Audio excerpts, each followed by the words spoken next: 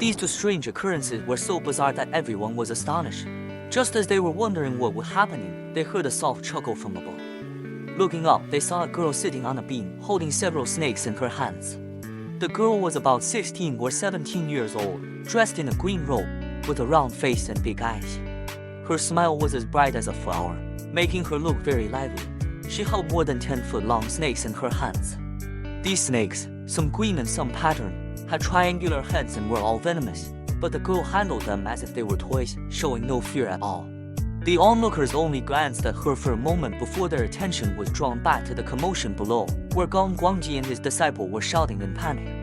Duan Yu, however, kept his eyes on the girl, seeing her legs swinging back and forth as she sat on the beam. He asked, "Miss, did you save me?" The girl replied, "That bad man hit you. Why didn't you fight back?" Duan Yu shook his head and said, "I don't know how to fight back."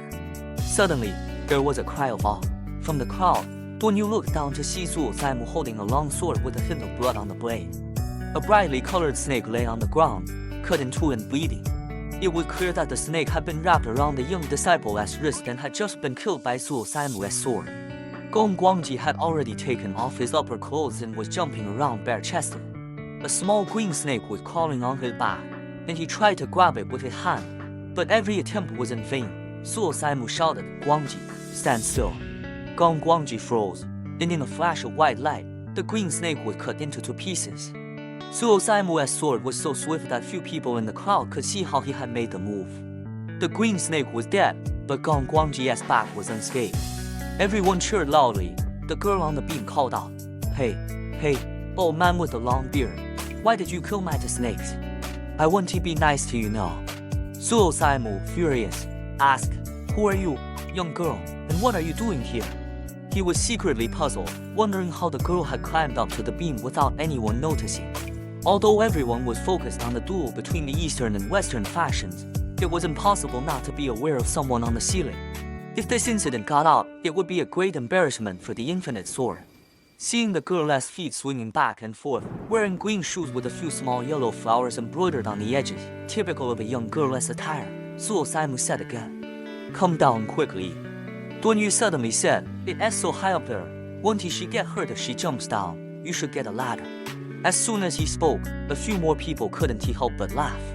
Several female disciples from the Western fashion of the infinite sword thought to themselves, "This man looks handsome, but he is actually quite silly.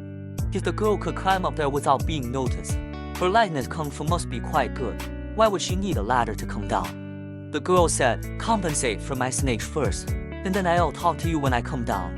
Zuo Saimu replied, "To little snakes, what is the big deal? You can catch some anywhere." He saw that the girl was playing with venomous creatures nonchalantly. Although she was young and not to be feared, her parents or teachers might be quite influential. Therefore, he spoke to her with a bit of tolerance. The girl laughed and said, "You say that so easily. Why don't you catch some for me to see?" Zuo Saimu said, "Come down quickly." The girl replied, "I want to come down." Zuo Saimu said, "If you don't come down, I'll come up and drag you down." The girl giggled and said, "Try it and see if you can drag me down. That would be quite an achievement." Zuo Saimu, as the leader of a major fashion, could not afford to play around with a little girl in front of so many martial arts experts and disciples. He turned to Shin Shuanqing and said, "Sister Shin, please send one of your female disciples to bring her down." Shin Shuanqing replied, "In the Western fashion, none of us have such good lightness kung fu."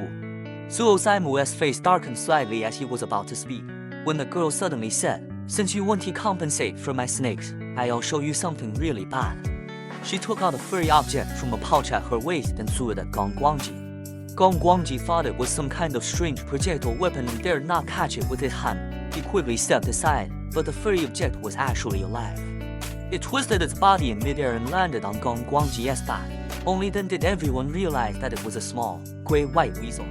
The weasel was extremely agile, running back and forth on Gong Guangji's back, chest, face, and neck. Gong Guangji's hands moved frantically, trying to catch it, but the weasel was 10 times faster than him, and every attempt of his was in vain. The onlookers only saw his hands waving frantically on his back, chest, face, and neck, making a lot of noise, while the weasel continued to run around. Duan Yu laughed and said, "Wonderful, wonderful, this weasel is really interesting.